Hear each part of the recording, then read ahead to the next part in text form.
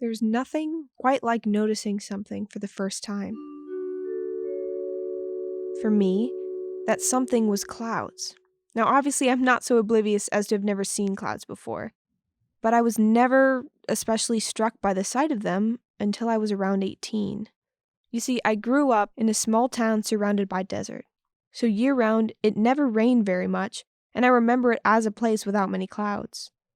But what most people who haven't been to the desert understand is how beautiful it is. I remember the first time I stood completely alone and still on top of a sand dune. I've never heard a silence like that, so loud and so wide. I remember seeing the uneven sand extending all around me in every direction. That was the first time I realized that vastness is beautiful in and of itself. And that's one of the things that gripped me the first time I really noticed the clouds. Well, after I graduated high school, I left my desert town and went to college in the mountains. And a day came a few weeks into my freshman year when the sky absolutely took my breath away. It happened one normal afternoon after class as I left one of the academic buildings.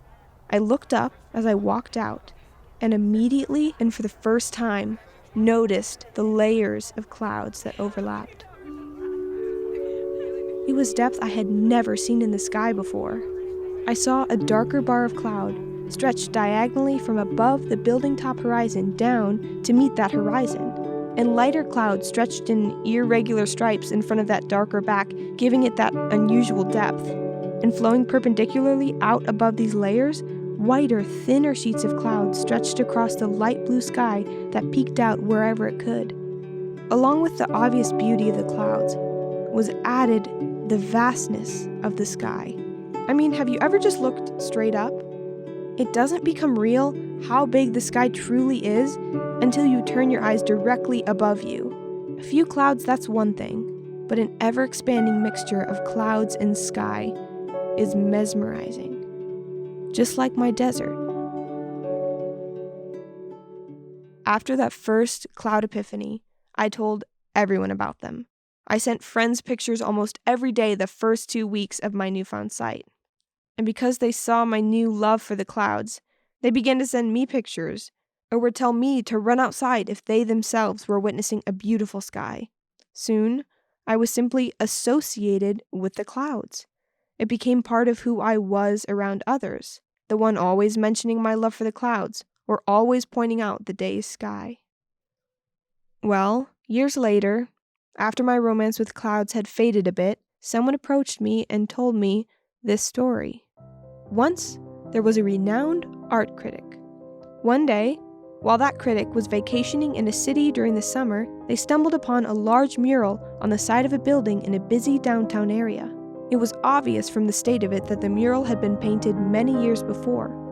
However, the critic was stunned by the image and its message. That day, the critic stood for almost half an hour studying its artistry and its theme. Upon finishing this inspection, the critic took no time in notifying the city's newspapers, magazines, and art museums, telling them what a masterpiece of artistry and social commentary they had on their hands. This initial spark resulted in a fire of attraction to the old mural and the critic. So, the papers and magazines interviewed the critic, and even one TV program did a special on the critic's discovery and interpretation. Yet there was a problem throughout all this. The critic retained the spotlight. Almost no one tried to find the artist of the mural, and those who did eventually gave up as the trail to the artist was years old. So every journalist inevitably returned to the repeating story, the mural, and its acclaimed critic. The artist was never found. When I first heard this story told to me by the stranger, it made me think back to the day I noticed the clouds and began to spread my own admiration of them. Yet who was I to stand in the spotlight and receive the compliments reserved for the artist, to give interpretation without attribution, to describe its remarkable beauty without mention of the one whose hands designed it? And so, ladies and gentlemen, please welcome the artist of the West End mural,